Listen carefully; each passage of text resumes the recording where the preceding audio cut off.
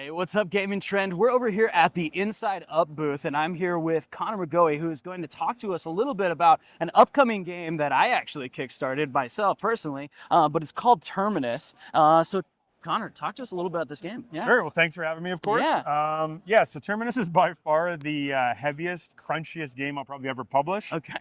It is a phenomenal game done by Tom and Earl, two amazing designers out of Toronto, and it is all built around the Rondel system. So everyone sees root building, they got all excited, Ticket to Ride like. This is not Ticket to Ride. This is Ticket to Ride on crack. So the main focus of the game is going to be the Rondel at the top of the board. 3 years in the game. And each time around the rondel, you'll be going 3 times in each year. So you have a total of 9 laps around the board. As you can see, there's going to be different action spaces you'll be moving your character to, trying to trigger different actions. Each of these action spaces have different options. You can tell by the lines of what you can do with the different spaces. So we have developments down here placed on the board. These developments are going to give players extra action options. So outside of the actions on the loop, you'll get bonus actions that are placed. And of course, as most games, there are more than you'll use in each game, so the game's going to change every time you play. To the right of that, you have different victory point options. In this game, we call it Prestige. You have your private personal agendas, or you have public projects. The personal agendas each player will have, and they'll be completing those on their side. Whereas the public projects, you're going to have to assign your lobbyists to try to earn some victory points. Lobbyists are a finite resource you can see on the player board, and they are going to be used to assign different victory point values, but also take different actions on those development tiles.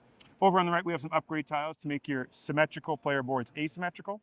And then below that, we get into the market section. So the blueprints, the permits, and the power are resources you're going to have to manage and pay for, but it is a variable market with a fixed amount of resources. So as you see, as you're buying things, the cost goes up for the players, and as you sell them, the cost is going to come back down.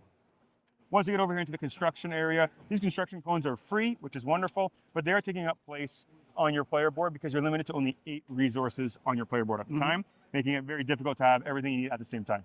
When we get to the end of the loop, this is the build action, where you're going to be using those resources that we've been collecting during the game to lay rails and build stations to connect the city. Again, with the reason of trying to complete those objectives that you've been drawing or going for earlier in the game. Super quick overview of the game, very thinky. It's a very, very tight market.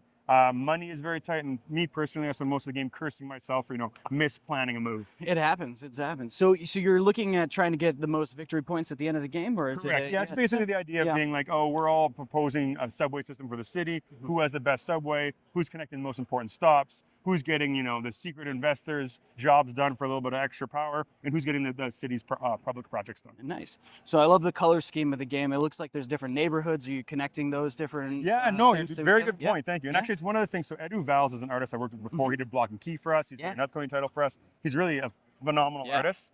And 2 things he does for us is he really chooses the color palettes well, but he also works to make sure that everything is color vision friendly for all of our titles.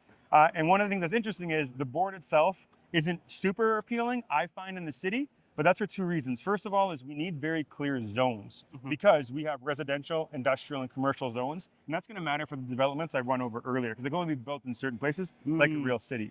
But the other reason it's chosen in these more muted colors is that the player colors will then pop when laid over top of it. So those routes that you're building are much more visible as opposed to if it was all bright colors underneath.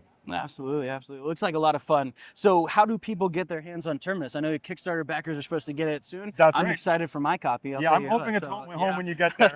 It should be shipping out in the US as we speak. Canada, where I'm from, is a little bit delayed because it has to come here first. Yeah. EU is, I think they're done their fulfillment already, and Southeast Asia should be done. So if you've backed the project, it should be on its way to you.